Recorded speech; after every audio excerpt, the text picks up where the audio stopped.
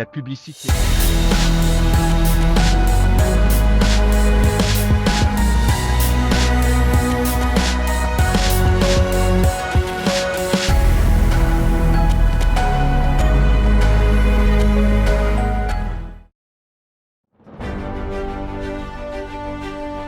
Manaritra ny araba tompoko lahy sy tompoko vavy tonga soa atao anatin'ity fandarana le 20h15 eto amin'ny fahita lavitra 24 ity fandarana izay resantsika momba ny ankehitriny manambahiny ny fandarana amin'ity androany ramaheminaranay voa folo nasionaly ny KMS miarabany tonga soa atao anatin'ny fandarana le 20h15 eny miarabanao namana zoa nanasa am'izao takarivo zao amin'ity fandarana zay karakarainao ty misaotra indrindra anareo eto amin'ny M24 amin'ny fanasana tompoko fa de manam-potoana tokoa zay mba hisehatra azahoana mba mifampizara hevitra amin'ny repretanidrazana amintsika mandrona zao toetra raha-pirenena zao mankasitraka indrindra tompoko. Ya, melohan'ny tena hoe anomboantsika amin'ny resaka Andriamato Bruno Ramahenina tsara ihany ampahafantarina ny mpijery antsika hoe izy zany Bruno Ramahenina Ranaivo zany satria de ianao ihany koa de mpikambana eo anivon'ny apogénie Madagasikara tsara angamba ampahafantarina misimisy kokoa ny mpanaraka antsika. Eny tompoko za zany no mitarika ny komity miarona soiombonana dia natao hoe KMS moa ny amohezana azy amin'ny faran'izay tsotra dia zay de mpikambana ao anatin'ny vondrona panorama na ny paikady anorenana na ny Madagasikara dia eo ankilany moa zany de mikambana ihany konkoa am'le atao hoe apogénie na ny alliance de préfiguration pour l'organisation d'un gouvernement d'entente nationale intermédiaire pour les institutions et les élections stables, sincères et sécurisées. Raha bangona teny tsotsotra zay de ny hoe mila zavatra mangarahary isika, mila tsy sin'ny zaravilana, misy mba hoe fampitoviana lenta ny rehetrarehetra ny mangarahara indrindrindrindra ao anatin'izay zavatra zay ka ny vokatra rehetra zay mety ho avoaka ny fifidianana de tokony ho zavatra tsy hodoifiny nizaniza intsony fa mba eken'ny rehetrarehetra zany zay vokatra zay dia misy zany ny alliance io le atao hoe apogénie dia ny apo zany dia vondron'olona izy io manomana ny fananganana karazana gouvernement anankiray zay hanomana tena fototry ny resaka ananganana azy dia ny iatrehana ny fifidianana mba tsisy tompo sy ala mba tsy misy zaravilana ao anatin'izay fa de zay tena manan-kevitra tokoa de mba afaka mba milatsaka avokoa fa tsy ny resa-bola intsony no ifehezana ny fifidianana eto Madagasikara manomboka hatreo fa dia noho izay anton'izay no neverinay fa de ny hoe hanomana zany fananganana gouvernement le apogénie. Ny apogénie de mizara anankiroa misy zany ny raisany aloha dia samy malagasy daholo reo tsisy vahiny reo fa malagasy avokoa reo ary mizara roa izy teo satria misy ny apogénie zay eto Madagasikara zay zany anisany zay mipetraka monina eto misy kosa nefany reo pretandrazana amintsika zay anedilambato any ivelany dia ireo ndray konkoa zany malagasy ihany konkoa reo fa reo zany no mifandray amin'ny rafitra zay any ivelany ihany dia mifandray am'ireo raisitsika zao za eto Madagasikara zany mifandray amin'ny karazan'olona isan-karazany indrindrindrindra fa reo partenaire technique et financier na PTF zany hoe reo maso voam-pirenena zay misy eto sy reo rafitra iraisam-pirenena ohatrany hoe ny PNUD ny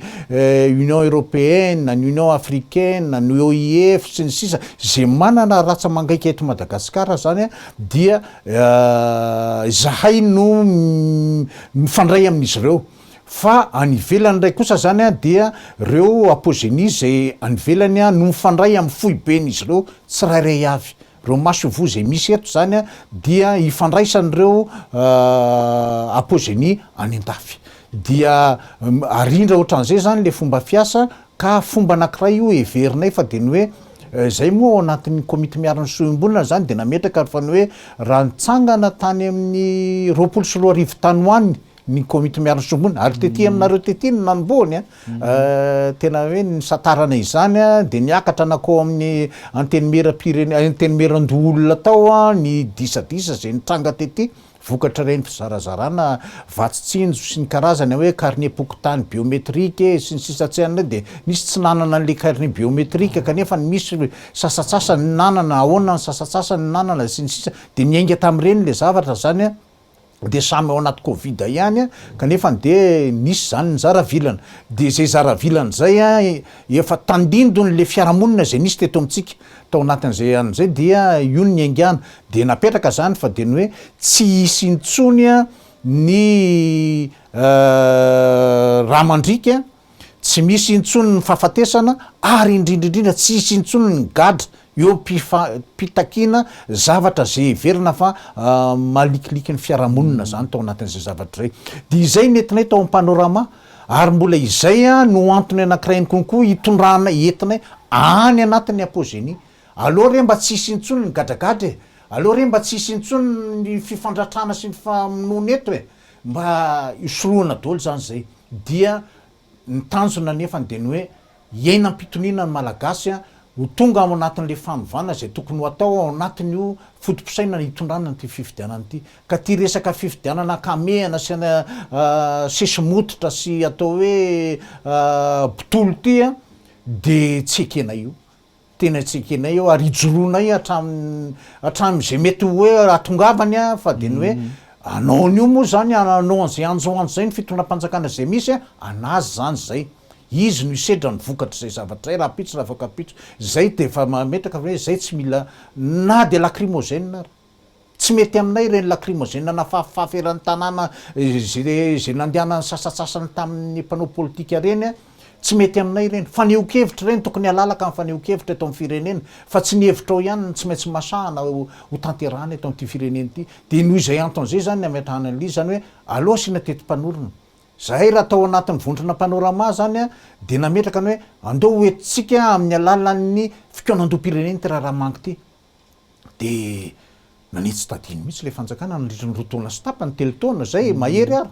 dia rehefa tao anatin'io zany de ny hoe nitsiry ny hevitra tamin'ny tapatapaky ny volana ny taona 2024 hoe andory anangana karazana gouvernement tsika mba de nisy antoko tao kambana tao anatin'ny panorama naneo hevitra hoe mila manangana GVTD2 io GVTD2 io no nentina ny zaraina ny hevitra zany hoe andao oentina amin'ny resaka tsy lemilemy ty raha ty ka any anatin'le resaka GVTD2 no anaposahana ny hevitra rehetra hitondrana ny fiomanana ny fifidianana raha fantatsika raha tadiditsika de ny hoe voanandray ny fitondram-panjakana zay tarian'io ny filoam-pirinasa Andry Nirina Rajoelina tamin'ny 2024 de nisy recommandation moa ny ilazana an'zany na hoe karazana fangatahana nataon'ireo mpamatsy volatsika indrindrindrindra ny Union Européenne teo ihany konkoa ny africaine ny Union africaine sy ny ohatrazay ny OIF moa akilany dia samy nametraka zany ny recommandation nisy niakatra hatrany amin'ny efo 7 ny sasany tao anatin'zay hoe mba mandra-patonga ny fifidianana manaraka ry fitondram-panjakana vaovao dia mba dinio ny antsina ny reto lalam-pifidianana zay nitondrana ny fifidianana io fa raha tsika malala fa ny filoratsiraka zao raha volana andro ataotsika hoe herinandro vitsivitsy sy nanaovana ny fifidianana tamin'ny 2024 iny de nangataka hoe aloha raha angamba anao teteza mitakely tsika mba antsina reto anyreto de ny sasany moa fa tena vonona hoe zay raha ngahy efa tongotra miandakana zay raha ngahy efa bokin'ozatra zay raha ngahy efa anina fa tairo tsy mila resaka an'izany tsony fa aloha atao am'izao ty de raha tsika mahita ny vokatry ny fifidianana vokatry ny zavatra zay rehefa tonga ny filazana mivoka-pifidianana tamin'ny 7 ambin'ny folo sy roa arivo de nateny teo am-panomboana ny kabary ny filohan'ny ny HCC tam'izany ny filohan'ny HCC io tam'izay fotoan'izay Andriamatoa Tery Rakotonarivo de ny hoe mba isian'ny fitoniana dia Andry Nirina Rajoelina ny lany. Fantatsika ny zavatra niandro toy ivelan'ny HCC rehetra io tam'izay fotoan'izay fa naseho teo naranty teo mivavalalana rehetra niditra n'io HCC io ny karazana fitaovam-piadiana zay nampidiry nantsokosoko na candidat zay lasa lany filoham-pirenena moa taorina tam'izay fotoan'izay de ny hoe tsisy mivoaka eto raha fa tsy zay no zavatra eto fa de ana de fantatra moa hoe ahoana ny fomba niakaran'ireo olona ireo teo amin'ny fitondrana tamin'ny 2021 de mitamberina ny saina angamba de raikitra ihany ny tahotra rehefa avy eo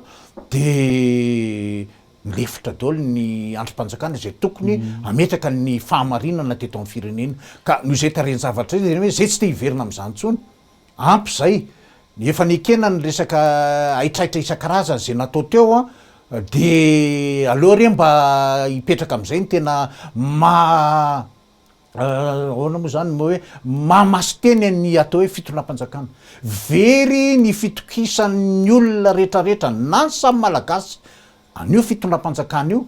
na ny mpamatsy vola ivelany sy ireo mpamatsy vola atsika an'io fitondram-panjakana io tsy ny tanterahany ny zavatra rehetra nangatahany io reo mpamatsy vola rehetra reo tamin'ny taorina ny nandraisan'ny fitondram-panjakana mandrakity ny androany ho avy ndray ty ny fifidianana afaka roa volana vitsivitsy de veatsika zany fa zay hoe ngamba ny fotoany zao nitsangana daholo ty karazana vondry ny isan-karazany rehetrarehetra ty nanaraka anay taorina panoramasy ny RMDM de nitsangana ny IFIM ny HPM VPHM sy ny sisa sy ny lera sy ny lasa ao anaty safotofoto le mifiainan'le firenena vokatry le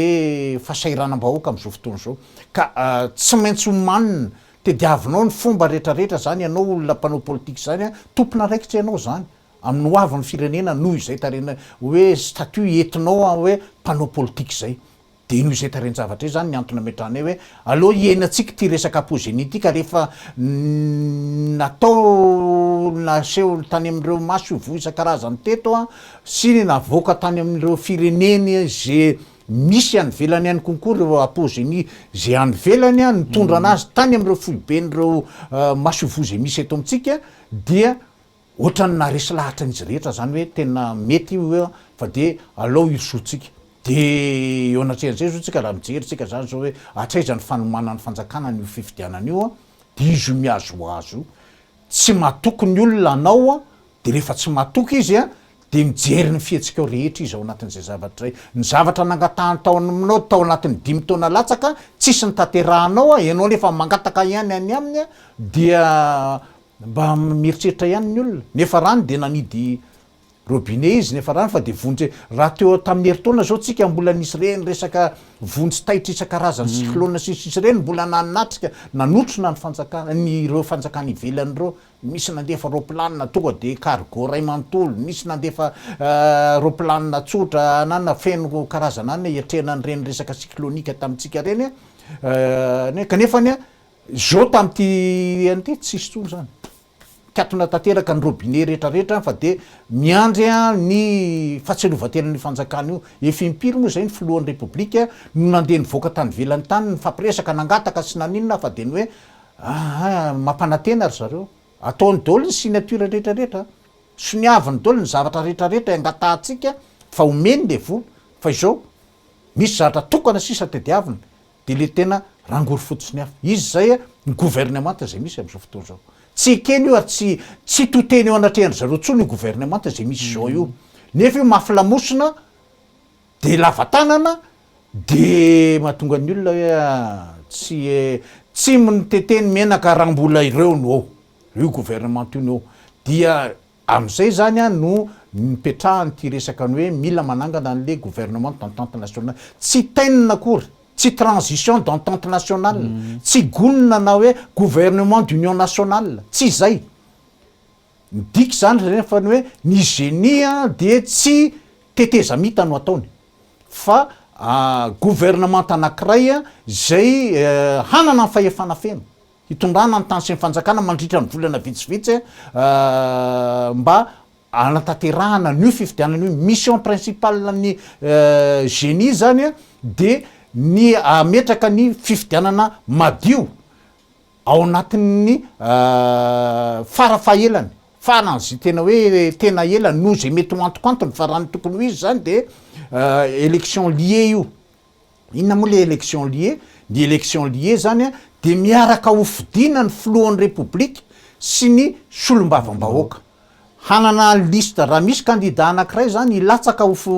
filohan'ny république de misy listena député 10% zay isan'ny anteny miram-pirenena am'izao fotoana zao miampy an'le anankiray zany satria raiky amy 10% dia liste anakina olona 10% zany miaraka am'le le filohan'ny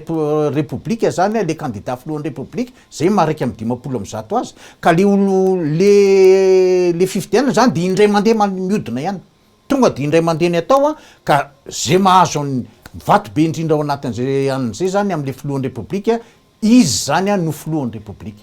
de efa okilan'zay nefa nefa azotsika antoko ihany konkoa fa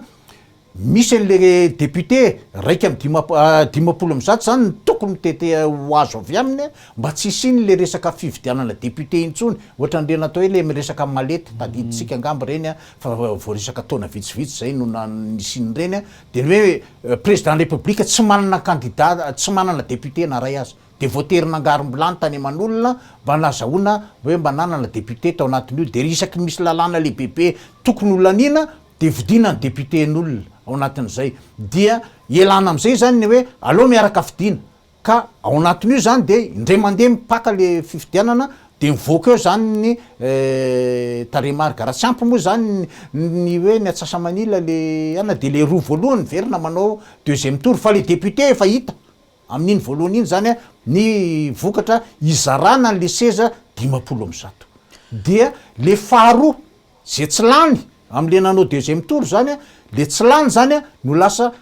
député avy hatrany membre de droit amin'ny anteny miram-pirenena izy araky ny article 54 lalam-pandroenina am'izao fotoana zao ho lasa filohan'ny fanoerana zay zany no mandrafitra avy hatrany an'le anteny miram-pirenena zany hoe tonga de fa voarafitra zany ny androm-panjakana anankiroa lehibe fototry ny république am'izay fotoana zay dia no zay tariny zavatra zany ny antony ametrahana an'le izy zany hoe zany tsy misy romoromo zany tsy isy gidragidra fametrahana zany tsisy zaravilany zany fa madio ny kilalao hoe io ny zavatra ho ataon'ny génie vita ny fananganana ny vita ny fifidianana filohan'ny république sy ny solombavam-bahoaka niaraka io dia rava ny gouvernement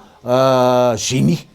rava le génie fa anjaran'le gouvernement zay atsangany le filohan'ny république voafidy eo am'izay indray ny manatanteraka indray reo fifidianana zay any amin'ny vondrom-bahoaka paritra tsirairay avy atretontsika zao de tsy naviditsika nananao ny fifidianana gouverneur ary tsy voafidy ny gouverneur ny lehibe ny faritra raha ny tokony ho izy raha ny lalàna fa noho tsy fantatra zay resaka concomberaka sy resaka natao tsy lemilemy fanaovana atao amin'ny ACC tao de ny hoe ekena ary nanovaina an'io resaka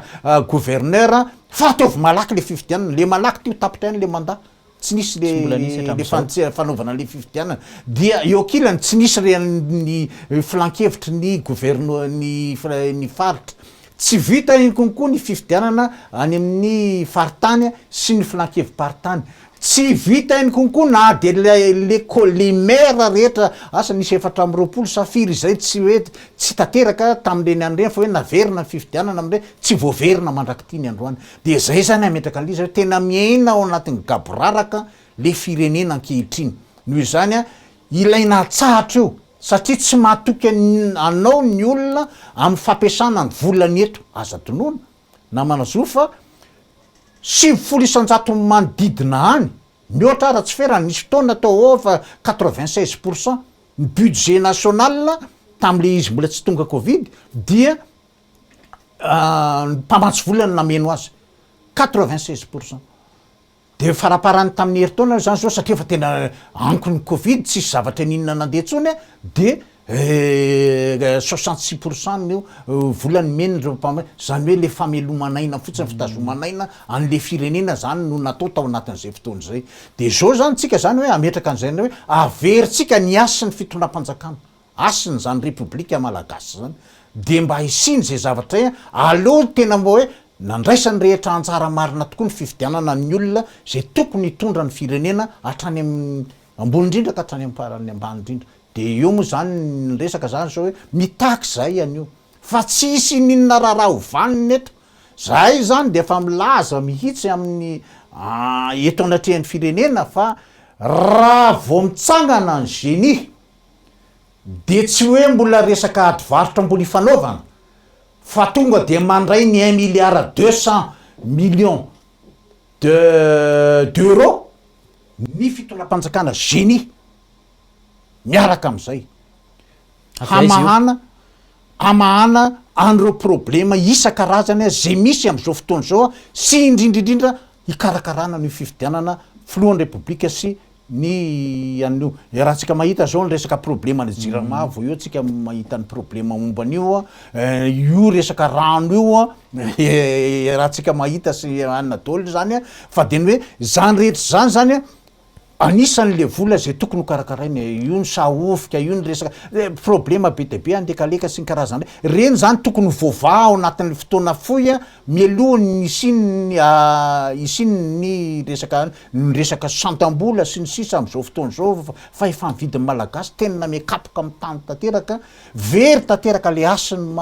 firenena an'le firenena sy ny fitondram-panjakana zay misy ao aminy fa de samy mandeha samy mitady efa ran'le mpitondra sy ny vahoaka ka eo anatrehan'zany zavatra zany de zay hoe tsisy lalana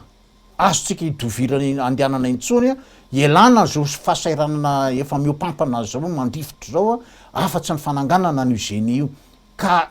ny tsy fanatanterahana an'zay ao anatin'ny fotoana fohy satria de tsika voafetrana calendrier eo indrindratsika zao satria am'izao fotoana zao efa mizotra le tetiandro mpifidianana aiza indrindra zay fametrahana an'izay génie zay de hatramin'ny androantsika amin'ny resaka eto zao aloha zany de mbola manitsy tadiny le fanjakana mbola be marenina le fanjakana mbola manao botolo le fanjakana fa anatanteraka an'io amin'ny 9 novembre izy ny opelatana nefa ny tsy anana raha tsika mahita reny zavatra vo nytenen'ny président dama ny CENI vo roa andro lasa zay fa mbola tsy anina ny 40 milliards aloha tany amin'ny fanjakana nampananteneny de efa lazainy fa efa azo fa rehefa laniny fa le anoizana ny ambony zany zao mbola mitady an'le manina tsika eo io de tsy fantatra hoe ahoana ny fomba natanterahana an'izay fa de zay ametraka aminareo amin'izy fa zay hoe tsy azo atao ny mandeha mitondra anjoanjo an'io fifidianana io fa hifamono eto isika hifandratra eto isika ary mbola hiafarany fifanagadrana eto ihany konikoa raha mbola mitoy zao zavatra zao ka mba hialana am'zany zavatra rehetra zany de zay miantso ny fanjakana sy reo pombazy andore atao ny fomba hananganatsika nyty gouvernementa d'entente nationale momba ny fifidianan'ity resaka génie ity mba tsy amono ny vahoaka malagasy tsika fa tena azo lasaina fa fefika tanteraka ny tokatrano eto amin'ny firenena ankehitriny ka mba hialantsika ny mety saborovoro mety hitranga de anateto nefa nisy ny teny vo fotoana vitsivitsy zay fa raha ilaina namerina 2002 de ataony de ny sasany ndraiky konko hoe raha ilaina namerina 2009 de ho ataony de ohatr'izay zany zavatra ty ka tanidomondoza le firenena ka aminareo zany ho tanteraka araka ny tokony ho izy hoe zany io fifidianana izay efa miatombotra de miatombotra io ihany raha fahitanao azy Andriamatoa Bruno Ramahenina io eran'le fanjakana vavakisoa misy siry io namanazo de eran'izy ihinana azy ka raha tiany ny isiny korontaneto satria de zareo koa de manantena ny isiny zany misy fizarana ao anatin'io fitondrana io ny gouvernementa tsy manesy hoe tsy maintsy atao 9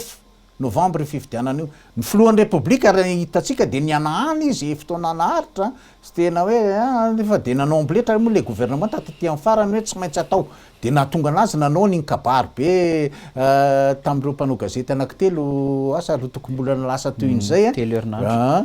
de hoe telo herinandro zay tapitra le telo herinandro zany malafaky maly de ametrakitsika zany fo zay hoe io ny zava-misy tsy mandeha le fikarakarana miandry ny entimanana sy ny anatanterahany zany ny vahoaka malagasy raha ohatra ka misy zany ny olona maika te hiala am'le fahantrana maika te hiala amin'ny salova-tavan'olona zay fahitany teo nambotry azy sy ny sisa de hoe alefaso fa vo io kanefany ary ambadika ary na le liste électorale zay laza amindreo za tena le seniany no zay nanao an'io refonte io tamin'ny octobre ka hatramin'ny septembre ka hatramin'ny farany taona ny tena tokony nanaovana le le refonte nefa tsy vita tao anatin'izay le izy fa ny aty amin'ny 12 juillet voana hoe ny faranana le liste de ao anatin'izay resaka zay zany isam-bolana nisy échelonnement na resaka prolongation na resaka fanatanterahana le liste avy eo rehefa teo volana avril teo de nilaza le seni fa hoe mbola nahita 66 000 zahay doublon de mbola nahita 357 000 zay anomalie am'le refonte vo natao nanomboka tamin'ny septembre dia zao ndray zany zareo mahita fa ny hoe 81% ny olona tokony voasoratra ny voasoratra ao anatin'ny liste io le 19% ve zany tsy olona tsy gasy ve zany reo olona reo ka ho ato entiny amin'ny oanjoanjo 81% io ihany le fifidianana de zay zany ametraka amin'izy zany hoe tena miantsiady reto olona reto anahoana ndray ve zany inona ndray le karazana fomba fitenenina hoe azo resina fa tsy mitombona tamin'le taloha de inona ndray zany no entina vaovao ndray iatrehana le 7 isan-jato zay tsy lavorary tsy voasoratra ao io eto Antananarivo renivohitra fotsiny misy 300 000 eo ao no lazaina fa tsy tafiditra eto Antananarivo renivohitra fotsiny amin'ny kajany zareo io fa zay ametraka an'izy hoe nakaiza daholo zany raha 9 600 000 tamin'ny 2018 11 300 000 en 2023 mbola nanao 4 500 000 izy resaka kalapanondro sy copie ino teanaran'ity le nitety vohatra supplétif jugement supplétif de nakaiza zany ny elanelan'ireo olona reo misy any amin'ny 5-6 millions anoany ane zany tsy hitapopoka le gasy nefa tsy matin'ny covid de io zany tsika mampialana hoe tena manao anjoanjo tena mitondra ny firenena ho any akady le olona de resaka komberaka ohatran'izay ka zahay zany ao anatin'le génie de mitaky ny hoe raha vao ny seni raisy ny génie ny anjara asan'ny seni tsy indépendant seni indépendant fa olona miandro ny opelantanan'le gouvernement daholo no antenainy anatanterana izy tsy indépendant zany ho anay de anao napetraky reo olona reo ihany tsy indépendant zany manana redevabilité reo olona reo anatrehany zay olona nanindry azy dia zay zany ametraka an'izy ohatr'izay koa ny HCC zany atreto zany sotsika de manana commission électorale anakenina monja Madagasikara sur les chefs-lieux 6 chefs-lieux de province de nefitsika manana 24 régions zahay zany de mametraka ny hoe les 24 régions ny tokony ametrahana ny commission électorale spéciale dia alana teo ampelantanan'ny HCC ny resaka fikarakarana fifidianana tsy mila ny HCC mikitikitiky loatra fa contrôle de légalité ny momba n'izay asa ataon'ny androm-panjakana rehetra no sisa ataony ny HCC zay ny tena tokony ho ataony raha ny tokony ho izy dia ny resaka fikarakarana ny resaka fifidianana zany dia mametraka tsika am'izay commission électorale spéciale zay à chaque chef-lieu de région de sady kelikely le fotoana le trajet andehanana ny document avy any amin'ny bureau de vote mako le chef-lieu de région no koa kelikely zany ny fotoana no kelikely konko ny mety ho dépense no kelikely konko ny risque rehetra mety famadibadiana voka-pifidianana nenaninaninany dia manana ny fahefana sahaza azy io fitsarana zay atsangatsika any amin'ny chef lieu de région io dia manambatra an'izay rehetra zay sisa no ataony aty apotony a le gouvernementa zay ametraka an'io ny olona ho membre rehetrarehetra ao anatin'io gouvernement d'entente nationale intermédiaire io a dia tsy misy ahazo ilatsaka ho fidina filohan'ny republika na ho solom-bavim-bahoaka zay zany garant zay a fa de mety anana obédience izy za hoe mba tiako raha iry candidat rany na a na b na anyriny mba ho lany fa tsy afaka hanao ininona momba an'izay izy a anan'izay fiandaniny zay fa voafetra atreo amma membre ny génie azy a ny anjara asany a ao anatin'izay zavatra zay dia rehefa vita ny anina rehefa avy eo afaka milatsaka ihany ndray kosa izy nefany any am'ireo vondrom-paritra zay tokony ho atsangana na président pokotany io na ny maire io na ny ino tianaranty izy any amy région sy ny mety anina raha ohatra ka tsy misy ihany fa de ny hoe anatateraka an'izay zavatra zay zany mission ny génie tsisy zaravilany tsisy tomposiala tsisy any zao ianao sady efa resitsika zao ahoana moa natongavan'io filohan'ny republique io am'izao fotoana zao teo amin'ny toeran'io misiny zao lalam-panorenana zay misy zao tsika irainy olona le lalam-panorenana le lalam-panorenana mety tsy de ho ratsy fa le fomba nametrahana azy no misindro kely raisitsika zao fiditsika karapokotany io be deabe ny razolona ataotsika tany anaty bureau mpifidianana tany amin'ny andro mpifidianana fa tsy tafiditra le olona dia nalefa iny zavatra iny lany lalam-panorenana ny ekenina nasena ny ekenina fotsiny tare amin'ny HCC ny sisa de tratran'le nini moa zany izy mirahalahy mianaka tamy 2013 fa nareniny iny tonga aty amy 2018 izy nareniny iny mba etiety aminy satria le lalam-panorenana taria fa nampidinina efapolo taona nampidinina ho 5 taona ny tamy taona telo 2010 de hoe mba afaka mba milatsaka izy zany na de tsy tratrany ary le efapolo taona de novaina mihitsy le lalam-panorenana mba nyrefiny zany no natondrana an'le lalam-panorenana misy am'izao fotoana zao de aty am'izao fotoana zao tsika mahatsapa ny lesoka momba an'izay zavatra zay aokilan'zay an'izay ka de misy zavatra mety ho takina ihany ao hoe ahoana ny antsinany reny sy ny sisa zahay a dia ao anatin'le génie rehefa mitsangana génie dia mamita mandany avokoa ny olona rehetra voafidym-bahoaka na toinona mety tsikera momba ny nahavoafidy azy tsy adino angamba fa tafakatra tany amy 5 isan-jato ane ny fandraisana anjara ampifidy a tamin'ny fiodinana voalohany tamin'ny fifidianana filohan'ny republika tamy 2018 fa rehefa nandeha tany amy mairie sy ny resaka commune 11% am'izay tena kivy le olona tao anatin'le izy de zao nefa raha tsika ro an'ireo zany ka na inona mety tsikera momba an'ireo olom-boafiditsika ireo a de mamita mandany ny anaran'ireo amy génie hoe fitainy mandany a na ny filohan'ny republika ary io a tsy miala alohan'ny fotoana hoe amin'ny 9 septembre zany ny filohan'ny republika fa fitainy mandany hatramy 19 janvier 2024 farafaratsiny roa hatreo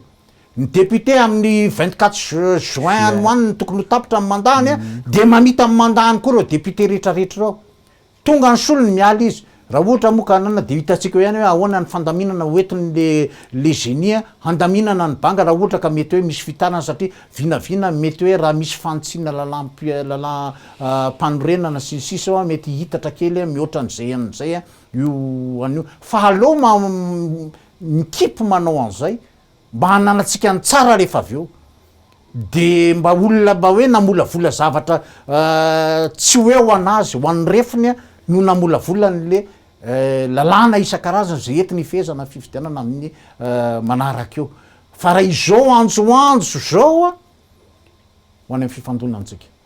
hatramin'izao fotoana zao ny zava-misy nambaranao teo hoe mbola tsy niainao anareo ny fanjakana misy am'izao fotoana zao mety manana paikady hafa ve izany anareo entina andresen-dahatra ametrahana n'io génie io paikady aloha de nefa nataonay ihany mbola ataonay ary ho toizanay hatramin'ny farany zay a tsy angina, zay a tsy lavolefina, fa izahay kosa nefa ny aloha dia misy aminay mety hoe azo-panahy ihany hoe ko satria ve ho ataony ihany le fifidianana dia ho avela rery eo izy, eritreritra ny tsirairay zany. Fa zay zany ametraka an'le izy zany hoe zahay tsy hanolotr'olona fidiana, mba ilazana aminy fa tsy mankatoan'io zahay, tsy mikautionne'io zahay satria tarika fantatra io fa na oely io na oaingana de tsy maintsy ho any amin'ny fifandonantsika malagasy ny firenena. Io zany a raha oentina amin'ny resaka kopisoroka io a andraiky nisy samirery zay, fa izy ihany notratra farany amin'ny ataony eo lefa avy eo. Fa de zay zany de tsy mitsahatra zay, miezaka manao ny fomba rehetrarehetra mba azahoana miampita ampitao any amin'ny génie ny raharaha. Fa raha mipetraka ny génie izy tsy hitady vola intsony, fa ny vola efa miandry ao, miandry fotsiny hoe petraka ve le génie, ka rehefa mipetraka le génie de mitete menaka. Tsy olona samy hafa ane, ny olona matsy volan'io génie io e, sy ny amatsy an'izao fanjakana zao e. Fa maninona no misy hoe 1 million d'euros, 1 million d'euros zany resaka anana, de sasany mety hoe manao anana, de sasany bicyclette sy moto no meny, de meny 4x4 reo zany vokatra be vokatra ny aminy any. De ao anatin'le izy de ana fa tsy te anome hoe cautionner fifidianana zay fantatra fa vola fafy any ambaravarakely sy hitondra an'le firenena malagasy ho any amin'ny fifandonana. Fa de ny génie zany mametraka le izy hoe rehefa mipetraka le zavatra hananan'ny olona fitokisana ny ipetrahan'io génie io a, de mivoaka ho azy ny zavatra rehetra ety manana anarenana an'izay toe-javatra zay misy zay. Nambaranao hoe fa ao ny vola efa mitovy ihany ireo mpamatsy vola na ho amin'izay fanjakana na ho amin'ilay génie, inona zany ny antoka omenareo fa tsy ho saribakolon'ireo mpamatsy vola ireo ihany koa ny génie rehefa tafapetraka eo? Tsy ho saribakolo velively zahay a raha ohatra ka mahatsangana an'le génie a, fa de miady aloha le apogénie am'izao fotoana zao hoe tenin'ny fanomezana ny antsika dia tazoniny ny teninareo zay rehetra voakasika n'le resaka fifampanantenana, fa efa hitanay taratra ihany kosa aloha na izay na tsy zay ara fa makany am'izay lalan'zay zareo raha ohatra ka hoe tsy ny fenondro zao ohatra le basket foot, tsika zany basket foot 150 millions d'euros no nitediavandry zareo. Zay a efa anam-panantenana fa ahita 1 milliard 250 millions d'euros raha ohatra ka mipetraka ny génie. Ampafolony zany ny zavatra mety makary am'le resaka fifidianana sy ny fanarenam-pirenena rehefa avy eo anatin'izay zavatra zay. De zay ametraka noho zay hoe le fitokisana io le fahaverezana io fampitokisana io no hitanay fa maharesy lahatra ny olona rehetra. Tena anisan'ny fampiresaka tamin'ireo PTF eto reo teto ny Union Européenne, teto ny OIF, teto ny SADC voandro vitsivitsy zay ny onanay daholo reo olona reo. Ary reo nitondra ny tatitra any am'izay nanana tany, avy ety apotony zany. Fa le namanay any ivelany konkoa zany reo apogénie any ivelany any konkoa de efa miona am'vady de mampifandray fotsiny izy. Collationnement fotsiny sisa ny ataondreo any ao anatin'izay zavatra zay hoe bon tena zao ny doléance any Madagasikara, bon raisitsika mifanandrify am'izay zany ny fepetra zay tokony ho raisina manandrifan'io, ka de rahantsika mahita eto ny enany veloma de fankahitsika ao anatin'izay zavatra fa de ny hoe zay zany manizingizina fa zay tsy mila fifidianana saritsary ny intsony. Io anao zao de mbola manjaitra ndray anao ny akanjo manandrify anao fa de hoe atao 1 milliard ndray le 250 millions caution tamin'ny 2018 de antsananao le olona tsy manambola firy zany zay zavatra zay, de lasa le vola no foana ny mbola miteny fa tsy le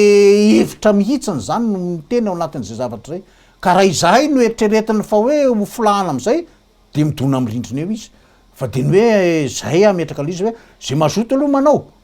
tsy afaka anakana zay mazoto zay, fa hoe andana manao fa de ho hitanareo ny vokany. Fa zay tsika fa milaza hoe io ny lista, izy tena ny efa milaza fa 80% ny olona tokony voasoratra ao ny voasoratra ao rapitsy raha afaka apitsynareo ho lista hafa no miasany amin'ny bureau mpifidianana any, aza taitra tandremo sao misy mitomantena ndray fa de eto tsika nakaiza zany le resaka hoe 4 millions 500 mille zany zany zavatra loza mitatao daholo ho an'le firenena mety ananany fa tsika moa androany ohatrany hoe mbola lavitravitra izy kanefany feran'io resaka 23 o io tsika manomboka ny déposition de candidature eo c'est-à-dire zany tena roso tanteraky tsika ho any amin'ny lalan'ny fifidianana tsy azo atao tsony miemitra eo raha ohatra ka eo ny voaemitra satria efa engageny olona amin'ny zavatra rehetrarehetra zay manina azy ihany fa izao ny fotoana mialohan'ny zany hoe hatramin'ny 22 o zany a no tokony fotoana anehoany ny fanjakana ny tsy fahavononany indray a ka tokony anyvany ny famindrany ao anatin'izay zavatra zay fa rehefa tonga eo a ka tonga rehefa tonga ny 23 o tsy maintsy misy zany ny démission ny filohan'ny république amin'ny 9 septembre tsy azo idivirana zany tsy andro 9 septembre ianao vo ilaza hoe tsy vonona ny ray efa mitapitaketo tsika fa anahirana io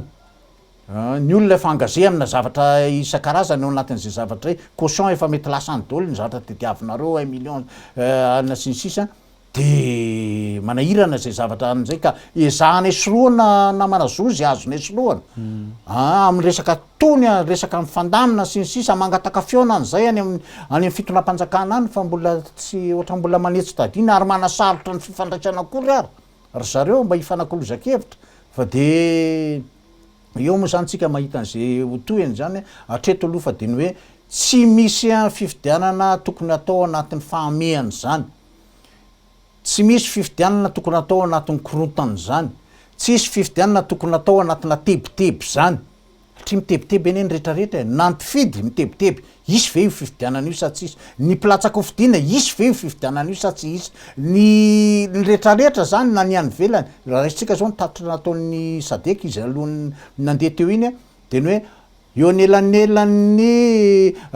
mi septembre akatramin'ny mi octobre misy délégation avy amin'ny zareo ndray hiverina eto Madagasikara hijeriny hanao évaluation indray mandeha farapara mialohany hoe atraiza marina izy ty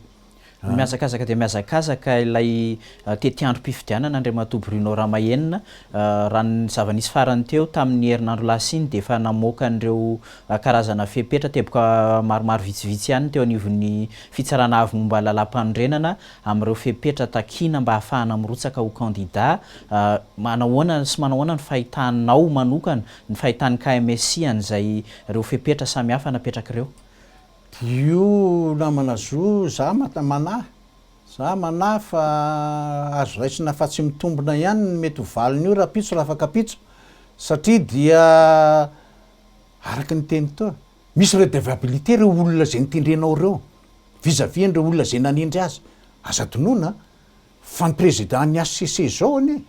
ka narary ny Covid tamin'ny fotoana nananganana ny UCNI io io HCC io de nandrasana mihitsy ny ray volana teo ao asitranany zay vao natsangana le tena bromaharitra ny HCC tao anatin'izay zavatra zay de ianao ve ho gaga raha am'izao fotoana zao izy ka ilaza fa reto le anina reo ny lalàna ara-dalàna reo zavatra n'le sahan'ireo fa misy zavatra hafa tatsy ambadika tatsy zay tsy nampozitsika menakavy raha tsy voaray volana mahery kely angamba zay hoe ay ve ty olona zay milatsaka etytsika katsikasy tsy hoe raha ny tsy gasy fa na ny volokody ny tsy gasy fa izy gasy de raha tany gasy mety ilevina eto mety ninona sy ny sisa fa ny taratasy mitondra n'zany rehetrarehetra zany de lalàna no mifehan'izay rehetra zay de efa manilika andraikitra ho any an'izy sady manalokaloka an'le rafim-pitsarana zay tena tokony hanapa-kevitra any ambadika any ny tenin'ny CENI reny ny HCC reny hoe nenay reto ny taratasy de diavina fa anjaran'zay any manao ny fanapahan-kevitra momba an'izay any de hiteo zay momba an'izay resaka zay fa zany tokony hisy jurisprudence zany mpitsara reo resaka raha zay ametraka an'io zany hoe aleha hipetraka ho domaine de la loi io de ny mpitsara no afaka manapa-kevitra momba an'izay de andrasatsika ny valiny de anjarany rehetrarehetra efa aveo milaza hoe inona na inona fa zay zany mila fifidianana ao anaty fitoniana fa tsy mila fifidianana ao anaty korontana mila tena hoe samy tonitsika menakavy tsy teren'ny fanenjehana ny raika-poka sika isan'andro no anaovana n'zany fifidianana zany fa tena alana fa manjary entina amin'ny resaka valifaty le zavatra ka zay raha metraka sy anangana ny UCNI io hoe atsangano ny taky ny fananganana an'io de tsy hoe fanenjehana na iza fa zay kosa tia metraka ny hoe tapahana ny tady ny rojo mampifandray ny teo aloha sy ny ankehitriny oka adio ny kilalao mba samy ananjo daholo zay tena manan-kevitra marina ampivoarana anty firenentsika ty ao anatin'izay raha sanatria nataoko hoe lasa ihany lay fifidianana ahoana no antoka mety ametrahana n'lay fitoniana raha tsy tafapetraka ary lay génie génie raha tsy tafapetraka mialoha na tsy tafapetraka mandritra le fotoana ikarakarana ny fifidianana dia tsy maintsy ho tafapetraka aorina ny fifidianana efa fantatra iny zavatra anana amin'io fa io efara amy sakoriko io efara amy fifandonana io tsy isany clément ianao fotsiny fa malala ianao zao mahita tableau de bord mendry zareo fa 19% ny malagasy ane ka tsy tafiditra ao de efa misy 5 millions 6 millions zany tsy tafiditra ao anatin'ny liste io de reo olona reo ve hijery fotsiny akoatran'zay mety hoe efa taoka mety hoe voafafana mety hoe sinsisa zay mety problema rehetra mety nitranga nindritra le fotoana karakarana fifidianana la mbola mipetraka ihany satria tena mbola lalaom-bola zany ny mandeha am'izao fotoana zao ikarakarana ny fifidianana io zay manam-bola ny mety ho lany ao de zay taraikiraiky zany na mizipotaky ninona ary ianao hoe za tsy maintsy atao voako io zao hokendy ianao lefa avy eo de reny ve hipetrapotsiny de zay zany efa mieritreritra fa hoe mandany andro sady lanina fotoana ny gasy ampitebitebena ny malagasy no ataoko nykoa za ohatrany hoe andrerahana an'le fiarahamonina amin'ny ray amanontolo ka de eranisy fanjakany zay hoe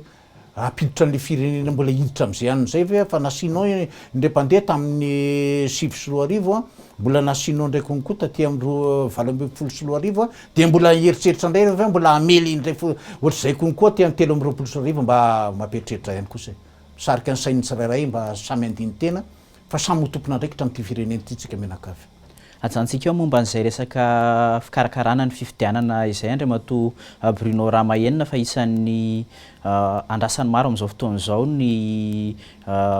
vokatra azo avy amin'ny resaka ina moa zany fitadiavam-bahaolana momba ny resaka jirama satria de telo herinandro lasa izay de nisy ny fanomezana fitokisana izay nataon'ny filoham-pirenena fa hoe iva afaka telo herinandro io tapitra ilay telo herinandro aminao manokana aiza ho aiza tsika izao manoloana izay fitadiavam-bahaolana momba ny resaka angovo eto Madagasikara zay ny fitondram-panjakana rajonary mampianina ilantsy indrindra amin'izy zokolabe ray aman-dreny filohan'ny repoblika teo aloha iny fa nitady izy ny fomba rehetra anarenana ny resaka angovo io teto amin'ny firenena nametraka an'ireny saofika sy ny karazany reny efa raha ny tokony ho izy am'izao vanim-potoana zao tsika de efa tokony nitavana ny tombotsoa azo tamin'ireny fifanarahana zay nataony tamin'izany fotoana nametraka olana lalandava zao fitondram-panjakana zao nandritra n'izay fotoana na teo azo teo zay ary ny efara mihitsy ara amin'ny fanafoanana ny fampirarahana amin'ireo zay amin'ny FD zay anangana ny barazy ny saofika sy ny Antomas ny Voibe sy ny sisa foanandry zareo le izy de ohatrany tsy nisy zany zay fotoana rehetra efa taona mahely 5 taona latsaka kely zay nanaovany ry fitondrana teo aloha an'ireny fifanarahany reny dia eto sika zany zao na ny resaka atao hoe resaka famatsiana solika de mipetraka foana le olana satria reo groupe reo de efa na de tokony hoe fiolona tokony nanodonana azy de efa navadika fiolona lourde izy zany zao ao anatin'izay anan'izay mba hoe zakan'le machine ihany fiodonana amin'ny fiolona lourde de nefany rahantsika mahita fa nanisy aza le panneau solaire napetraka tany Ambatolampy sy ny sisa tsy mahazaka ianareo mampiasa herinaratra eto fa za konkoa mba any tokantrano mba mametraka ihany ary misy contrôleur apetraka eo mijery an'aina fa raha ambony indrindra de 170 volt zany no mivoaka amin'ny jirama mpanjakana io de io anatin'izay le resaka panneau solaire sy ny sisa reny noho zany tsy ampy zany le tanjaky le zavatra zay avoaka ny anina fanjakana zay zavatra zay nefa de ny hoe efa nisy teo am-pelantananao ny zavatra tokony toizana fotsiny ny tanterahana le fanarahana tao na atao hoe ny hevitra ho maty-antoko ianao na salam'zany tsy fantatra zay mety eritreritra ao sy ny sisa fa ny hoe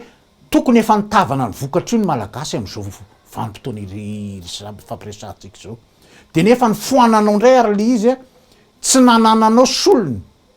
hoe raha vaky ny pneu anao de solonao re solonao ty pneu ty de mametraka pneu tsy vaky ianao am'le fiaranao fa de sady tsy misy le pneu solony no koa tsy le pneu vaky zany mipetaka eo ihany ao anatin'zay zavatra de zay zavatra zany no atao am'lizy hoe tena niomana hitondra fanjakana marina ve reto olona reto gouverner sy prévoir ao anatin'le izy ka rehefa tsy manana zay solution zay ianao napinao an'le resaka fitenenana an'reo olona rehetrarehetra reo hoe na am 2060 ara tsy androso ty fireneny ty raha mbola ireto nefa zao anao mandady makany am'reo olona reo mandady mihitsy miforotra any am'reo olona hoe tena mba meo vola raha anaovana ty fifidianany ty mba meo vola anaovana iny ty zavatra ty de fomba hoana ny ahafahanao mbola anana zany fitokisana zany ao anatin'zay zavatra zay ka tsy lojika ave raha ohatra ka hoe olona nkitendritendrena kinamanamana napetraka atao anatin'le fitantanana n'le ministeran'ny angovo am'izao fotoana zao napetraka atao am'le resaka jirama atao anatin'zay ananany zay hoe PCA de io nampanantena fa ho vita ianao nefa taloha keliny io nefa nilaza fa tena any am 2028 raha nga vao afaka mihitsy ty aniny ty lefa niodikodina tany ianao nanao an'zay an'le zay de any mihitsy io vao ny olana problemana délestage tampotampokeo anao zao rehefa mafy be le tsindrim-paingitra nataon'reo mpanao gazety anankitelo kely solotena-bahoaka mba afaka ambana nitodika tany sy ny resaka taminao de hoe tena meko telo herinandro anao monsieur le ministre dila le telo herinandro inona ny atao nio lakolosy mopera io de ahoana ny atao zany zao fa de etsika de mbola hiforotra ihany ve tsika mbola ikipy ihany ve tsika hoe ka aloha ny bogosy hitondrany firenena aloha ny tovolahy hitondrany firenena na efa midona am'rindrina fitetaka amy tany aty firenena ty za tsy mankahalala manokana ialako tsiny indrindra amin'andriamato filohan'ny repoblika raha mahita an'zao fandaran'zao izy fa tsy mankahala manokana fa le be loatra le fampanantenana zay natao nefa no azo boboka avokoa ny enteranao tao anatin'zao fitondram-panjakana zay misy zao de samy mandinika tsika any am'zay toerana misy atsika tsiraray avy sy eo am' toerana zay misy atsika tsiraray avy eo tsy mpanohatra fa za kosa nefa mitsikera no adidiko isoroako ny ratsiratsy no zao misy zao amin'ny oriny mandroso de mandroso ihany fotoana-tsika Andriamato Bruno Ramahenina ka mety misy ve ny afatra na ny latsaka atao anatin'izay ny fampiresantsika zay ka tianao ampitaina afatra ho an'ny any atokantrano mialohan'ny amaranaparanantsika ny fotoana tsika zany aloha zao hoan'ny mpitondra angambany aloha no ivatanany ho an'reo mpifaninana zay efa maromaro ihany ny atao hoe vitsivitsy maromaro ihany nefa nilaza fa fenony kapokany ka nio zany hiditra izy irotsaka ifaninana dia za aloha midera ny risponareo sy ny fanapaha-kevitrareo fa za koa nefa misarika ansainareo tsirairay avy ry namana candidat filohan'ny repoblika tsirairay zay fantonina ireo de nio ihany ny ametrahana tongotra sy tanana re tompoko fa sao micautionné nareo an'zao teti-dratsy ataon'ny fanjakana zao ny filantsahanareo hovidina ao anatin'io de cautionnement hoan'ny fitondram-panjakana fa izy miambo ny hoe hadio fifidianan'io fa zay kosa nefa de mametraka fa hoe tsy adio fifidianan'io raha raisina fotsiny taremarika isan-karazany zay navoaka atreto na resa-bolo io na ny resaka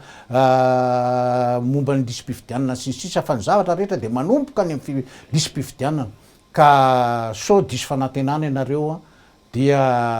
mba tsy isin'zay fahadisom-panantenana indray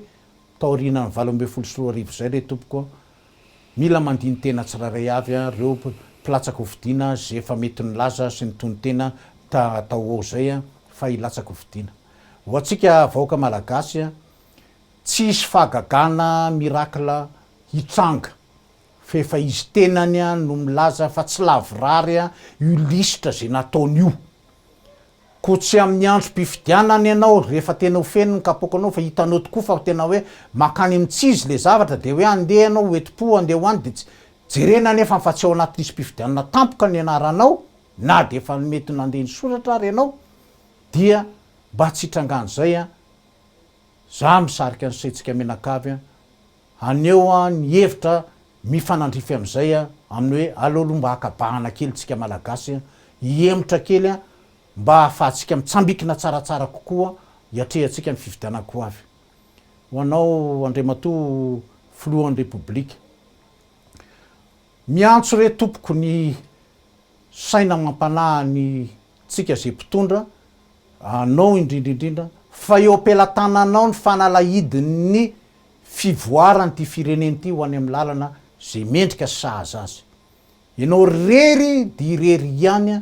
no afaka hanapa-kevitra amin'ny tsisy ny disadisa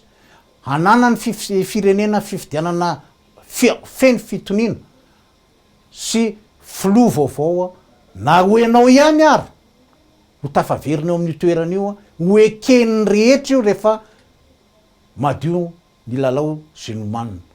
koa enoy ny feon'ny feritreretanao Andriamatoa filohan'ny repoblika fa eo ampelantananao ny fanalahidin'ny Madagasikara. Ya, ankasitrahana feno anao Andriamatoa Bruno Ramahenina Ranaivo ny vahiny teto amin'ny fandarana le 20h15 eto amin'ny fahitalavitra M24. Dia makasitraka indrindra anareo eto amin'ny M24 indrindra fa ianao namana zo nanasa sy nazahoako nanao an'izay hevitra izay araka ny teniko teo moa zany de ny hoe tsy mitady lomotra malina tsy mitady an'le singam-bolo mety andavo ny vosotra fa mitady nisy ny fitoniana eto amin'ity fireneny ty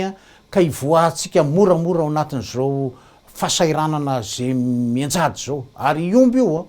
miomby miandalana io fa de makasitraka indrindra anareo nanasa lay tompoko makasitraka ary de mametraka ny mandra-peona mandra-piresaka indray. Eny ary tompoko de izay ihany koa tompoko lahy sy tompoko vavy no antsika manakatona ny fandarana tamin'ity androany ity ankasitrahana feno ianao tany atokantrano tsy nisaraka taminay tao anatin'izay fandarana izay ampatsahivina trany fa raha toka misy ny vaovao tianao ampitaina na te hivainy eto amin'ny fandarana ianao de azonao atao ny miantso ny Lara Tarby 038 12 00878 na mandefa mailaka amin'ny rédaction 24@gmail.com efa azonao atao ihany koa ny manaraka ny fandarana ao amin'ny YouTube de mametraka ny mandrapitafa ho amin'ny manaraka indray tompoko lahy sy tompoko vavy.